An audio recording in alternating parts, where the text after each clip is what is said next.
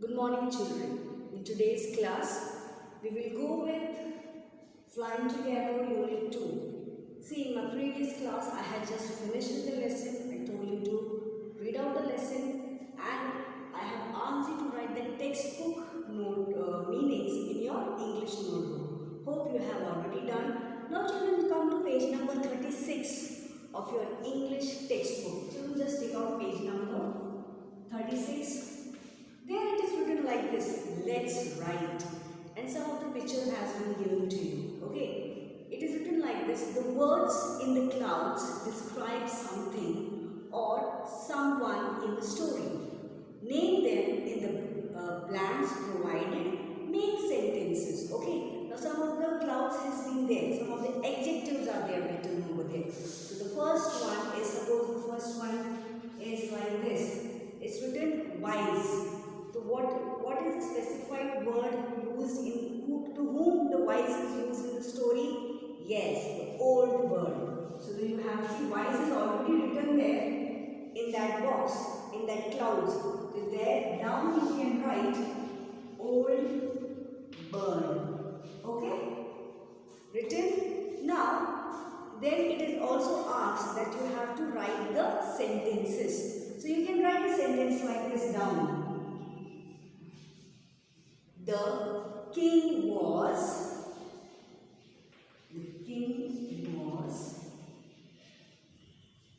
wise and just. Wise and just. See, the sentences you can make it by your own, but I'm giving, that means what is the sentence that is used in wise? Is the word that is used in this sentences. The second one is careless. So who was a careless there? Geese. So correct answer you write there geese and write there itself in the textbook only. Mohit is a careless boy. Okay? And underline the word careless.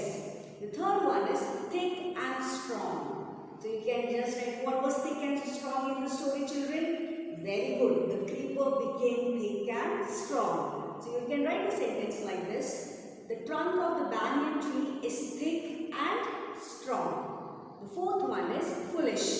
So who was foolish in the story now? By the time you have read the story very well, you will be knowing. So who was foolish? Birds. So write there birds and write down the sentence like this. The foolish man was cutting the branch on which he was sitting. And you can just underline the word foolish to tell me that this is the sentence that we are making. This is a particular word that sentence we have framed. The last one is tall. So the tall, what was the tall in that story, children? Tree. And you can write the sentence, the tall man plucked mangoes from the tree. Okay? And you can underline the word tall there. Understood, children? I am repeating it once again. You can write this exercise of textual notes in the textbook itself. Okay? You can write with a pencil. Now don't ask me with pen or pencil. Understood? Okay? Now moving to the next page, children. Page number 37. So you have just come to page number 37. Okay? Page number 37 of your English textbook. Page number 37. The second question is here like this. Here are some answers about the given picture. One picture is there. Whose picture is there, children? Look there on page number 37. Yes, an ant is there. And normally, when a question is asked, you all give the answers. But in this writing section, the answer is already given. You have to frame the question. So what is there? The color of the ant is black. The second one is it lives on land. The third one, it has long antennae. The fourth one, it crawls on the ground. The fifth one is it eats sugar. These are some of the sentences. That means in this exercise, the answers are already given. You have to frame the question. So some space is there itself. You can write there. The first question you can write like this. You can make 1. The answer of the above is written that the color of the ant is black. So you can write the question like this. What is the color of the ant? What is the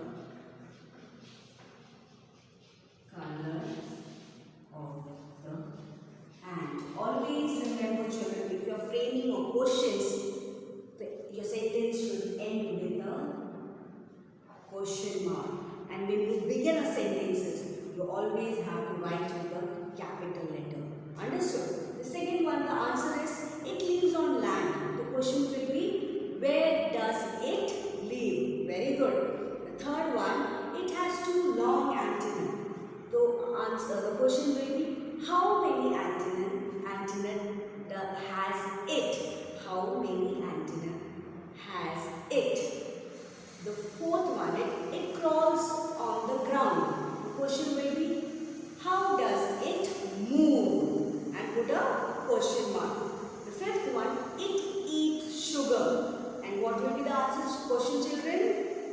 What does it eat? Understood? The answer is already given. You have to frame the question. And whenever you are framing the question, always remember to put the question mark at the end also. Okay?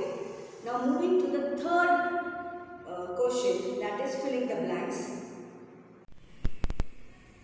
Now children, moving to the third question of page number 37, it is written like this: filling the blanks with prepositions such as to, at, of, on, in, into, with. All this comes in under preposition. So one is already done for you. The first filling the blanks is like this: this tree was a home of a flock of wild geese.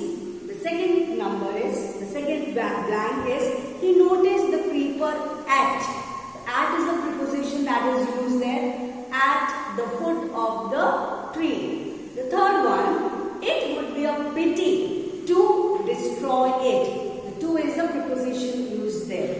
The fourth one, as they flew into the tree, they were trapped into.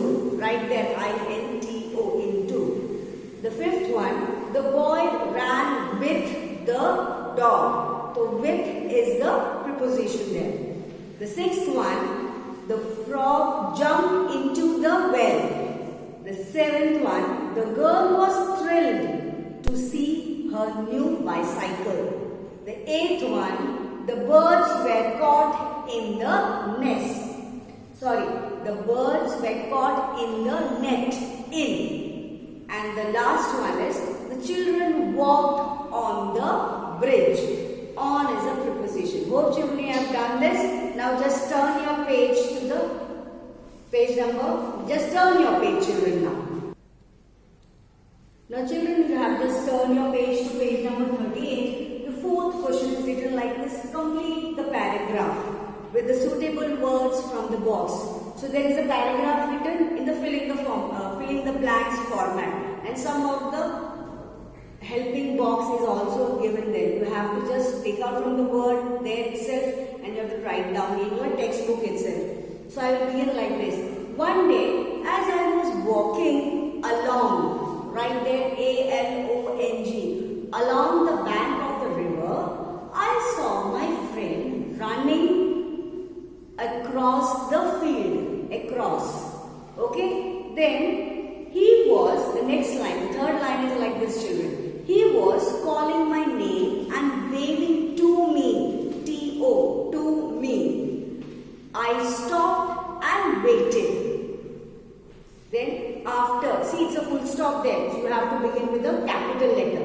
After some time, he reached where I was standing. He said, I went all around the town looking for you. I have some exciting news to share with you. Do you remember the old house next to the neem tree? Guess who is moving into that house?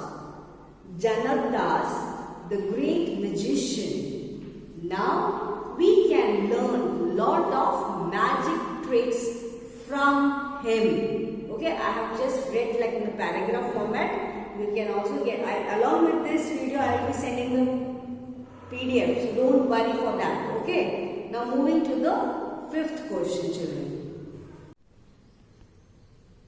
The children, moving to the fifth question is written like this: filling the blanks given below with the question words. So some of the blanks is there and you have to write the question format word there. For example, it is written where do you live? See, the where is highlighted with red color. So the same way, all the first one will be like this. See, it's written like this. Dash, do you play? And it's a question mark. So you can write, what do you play? Okay. The same way, the second one is, when do you get up? So when is the word that you have to write down. The third one, what do you have for breakfast? The fourth one, where do you go to school? Or you can write, when do you go to school? It's better that you write, when do you go to school? The next one is, what do you like best in the school? Games, art or music? The sixth one is, when is your birthday? When is your birthday? The seventh one is, what do you want for your birthday? Okay? So this is the format that tells us about this question words. It comes in the fill in the blanks format, but the thing is that you have to write in the question words.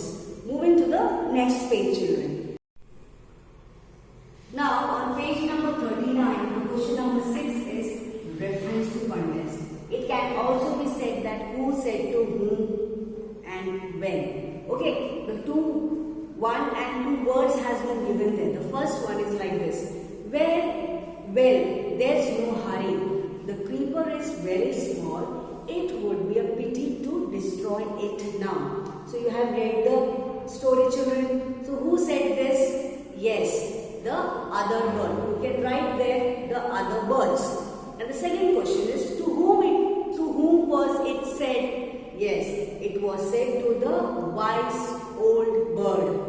And when it was said, when the wise old bird advised the other birds to destroy the creeper. Understood? Moving to the second point there, it's written like this. So, this is where the wild geese live. So again, just ask you a question. Who said this? The hunter. You can write there, the hunter. The second question is like this. To whom was it said? You can write to himself.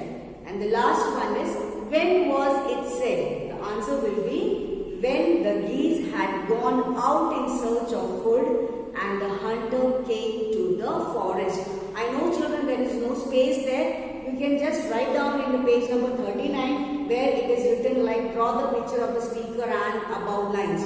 No need to draw that space. You can write when it was said. Understood, children? So just go through my video once again, and along with this link I will be sending the PDF down.